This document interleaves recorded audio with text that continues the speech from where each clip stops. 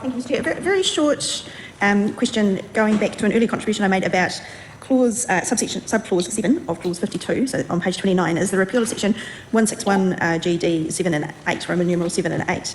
And number 8 is about, Roman 8 is about the start date, but is that repealed, that section repealed because it relates to the reviews as well? And I'm asking this because, of course, that section links back to other pieces of the Act, and it all gets, I think the Acting Prime Minister made reference to the tentacles of an octopus today, and it does take some time to work out how all these bits and pieces are linked to each other. That's my first question. My second question is the Minister, in response to my earlier contribution, talked about the term robust and a robust legislative process, and challenged me that did we not think we were making enough of a contribution to be robust? And we never can, in opposition, when we do not have the ability to access advisors. We can never be as robust as we can be in a select committee process, where we can hear submissions and ask questions of advisors. So my question there is, does she accept that a process whereby the opposition have no access to advisors can never be as robust as one where we can? Helen White. Thank you. My question is a genuine confusion, and I apologise if it turns out that I just simply don't understand. But again, I take the point that my friends made, that this is extremely difficult in this particular context. We just simply don't have time to make sure that we've got the detail right. If you have a look at, if the Minister has a look at page 29, and it's subparagraph 7 of part 2 of 50, so it's 52.7. It says repeal section 161(1) QD Roman numeral V, Roman numeral 7 and 8. And what I understand that is about the jurisdiction of the Employment Relations Authority. But it says it's going to repeal it. So it looks like the jurisdiction of the Employment Relations Authority will no longer be exclusive on these matters. Can I confirm that I am right? In which case, is there another body that this will be able to go through? Or have I just simply got that wrong? I'd just like to understand why we're repealing that and what the impact of that repeal is. It really does relate to the what's going on here, and so it sort of marries in with where do things go from here? Is this an exclusive right? I can see your advisors looking into that. Thank you. I just might spend the remainder of my time just asking about a section at 54. And again, it comes back to this issue about the use of the word merit in that context. I did ask about merit in a previous answer, and I made sure that the Minister was aware it was also in this paragraph, but I was actually talking about a paragraph above, 52.2, where the use of the term merit, and I asked the Minister to consider using a more neutral term. So talking about the matter as having merit or not leads people into a situation where they think it has no merit. And to remind the Minister, I talked about situations where maybe there's 68% that are women, so they don't get to the threshold. And when we say in plain language that case has no merit, it's not actually correct, is it? Because it has lots of merit. So is there a way that we could reword this clause along with the other one? And what's wrong with doing that? If we reword it in a way which says has not met the thresholds in section whatever, we would actually move away from the idea of merit. Now, I understand that the term merit is used in the first part, but do you think we could, in this situation, use something that's more neutral, so we were not telling women all over the country who had been disadvantaged and discriminated against that they had no merit in their case? So particularly with regard to this section, I'd like an answer on that, because we're talking here about the Public Service Act, but I haven't actually had an answer to the first question either that's related. Thank you. Honourable Ginny Anderson. Thank you very much, Mr. Chair. My question is in part 2 in relation to 51. Section 33 amended, which provides duty of good faith requires parties to conclude collective agreements unless genuine reason not to. And I just have a couple of questions in relation to that particular point. I think it's important to understand first of all, I'd like to know what consultation has taken place in that space, but specifically in terms of what analysis that the government got hold of, or what even the workplaces or the employers who were consulted in the development of some of the changes here in 51, but also in part of that part 2. And I think it would be really useful, because I've had emails on this. There are a lot of women in workplaces who are contacting us now to understand implications to them, and I think this represents the difficulty with not having a select committee, which is not having a select committee process, is that now we are trying to funnel in a whole range of people's views. And so what employer groups, if any, were consulted prior to taking this decision? And what are the sectors most likely to be impacted by this section, and what is the work that's gone on in that space? I think it's really important to understand that if you're talking about good faith in between employees and employers, then undertaking these changes significantly undermines that good faith between employee and employer. And it is really important to understand if the Minister did undertake any consultation.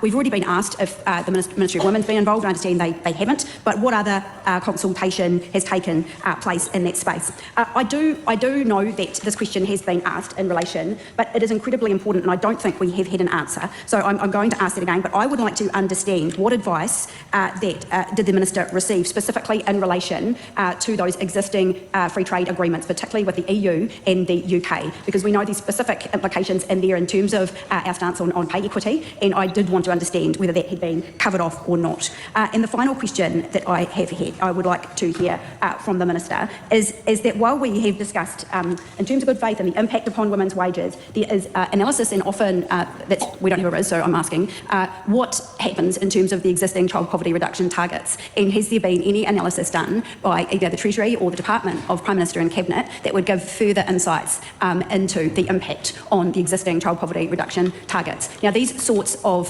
frameworks, this sort of analysis is always done as a part of the regulatory impact statement.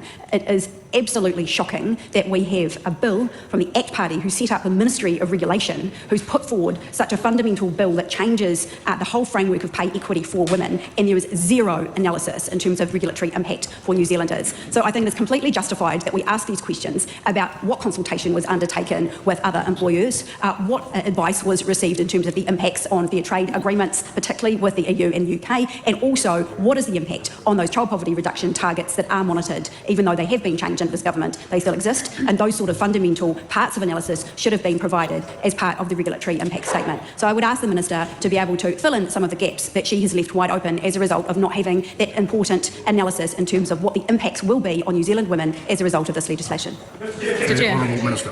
Thank you, Mr. Chair. I'll take a shorter contribution to get through a few of these questions. Firstly, to the question from Ingrid Leary about clause 161(1)QD5. What are the authority's powers in relation to the confidentiality and legal status of non-disclosure agreements and appeal rights? This clause is a consequential amendment. Part 1 sets out the requirement in relation to the pay equity system, and the Employment Relations Act sets out the authority's powers generally, and those are unchanged. Rachel Brooking and Helen White both had a similar question around the repeal of section 161(1)QD7 and 8 related to rights and to review rights, my apologies, and this reflects the change made in Part 1 that related to the ability of the authority to include back pay in determinations. As the authority's ability to make back pay has been removed in Part 1, the reference to that has been removed in the Employment Relations Act also. The authority's exclusive jurisdiction in relation to Equal Pay Act disputes remain. Helen White also then had a question, would I consider the use of a more neutral term than merit? No, I can say I won't be doing that. Merit is defined already in Part 1, which we've already voted on, and this change reflects that in Part 2 for consistency. Ginny Anderson has made queries about clause 51, what consultation and place of relation to good faith. Clause 51 is once again a consequential amendment from Part 1, and I consider I've covered questions about the consultation in that part, and I've answered questions about the international obligations in relation to the bill in that part as well. I'll just note. So, Brooke, where in Part 1 did you refer to it? Can you point to it? Because I must be a dumbass. I didn't see it. Maybe Labour and Greens and Te Pāti Māori are all dumbasses too, because I didn't see it either. But I quickly had a Google. So merit, referring to judgment, decision or ruling of a court or institution based on the facts presented in evidence and the law applied to that evidence. But here's a question I have for ACT. Why the double standards? You know, you haven't even presented a regulatory impact statement. You don't even do that for half of your damn bills that you're proposing.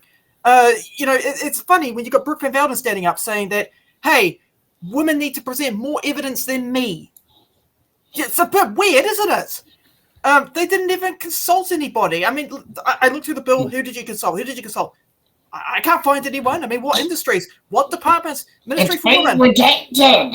Yeah, Ministry for Women. Where? I checked. MBIE. Where? I'm looking everywhere. I'm looking under my hat. I'm looking around my room. I don't see anything. You know, what advice was given to the current administration? Well, you know, I mean, I again, in my notes, I'm reading it off now. It appears that no advice was provided by the Ministry for Women on this bill. The last report was provided for public viewing on the 28th of February. So they haven't even been keeping that shit up. Yeah. Anything to add, Paul? I don't think there's anything I could add. I love the righteous anger, and it's incredibly well placed. And as far as I'm concerned, this whole thing is a fucking clown show. And it really shows when you see the question, like that sheer number of really basic, what the fuck is going on questions shows you that this was not well thought out at all. And then Ginny had a point as well when she raised up the fact that, you haven't spoken to any of the ministries, and yet, this is the whole government of regulation and government of making sure everything's done the best way possible, getting rid of red tape. Yeah. And then rushing things through like this, it's just, yeah. There's so many warning bells that should be going off for people, that are going off for people over this. The standard of evidence is so low for them, and yet they demand the world from women Well, I who mean, go, yeah, their standard of evidence when it comes to the Prime Minister is, I believe in these things. vibes. Yeah. The Ministry of Vibes. Yeah, the Ministry of Vibes. That's what it's turning into.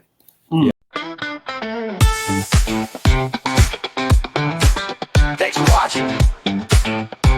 Make sure you're subscribed to our Facebook, YouTube, Twitch, Instagram, TikTok.